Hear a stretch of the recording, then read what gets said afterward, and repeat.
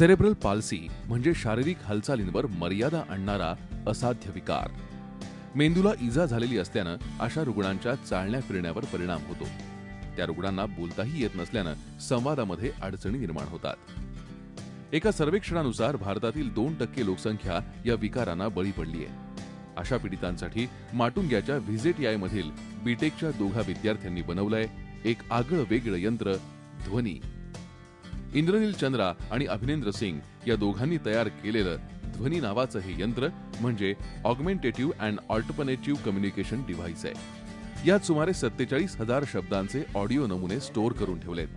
हे डिव्हाइस वापरणारी व्यक्ती आपल्या श्वासांची तीव्रता कमी जास्त करून एक शब्द बनवू शकते. Please give me a glass of water. या यंत्रामुळे तो शब्द समोरच्या व्यक्तीला ऐकू येतो. ध्वनी डिव्हाइसला कोणत्याही अतिरिक्त हार्डवेअर सपोर्टची गरज नाही. अतिशय कमी विजेवरही ते चालतं.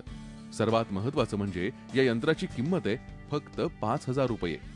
सेरेब्रल पाल्सी सारख्या विकारांना बळी पडणाऱ्यांमध्ये अनेक रुग्ण आर्थिकदृष्ट्या दुर्बल आहेत. अशा लोकांचं जगणं सोपं व्हावं यासाठीच आकाराला आलंय हे ध्वनी डिव्हाइस.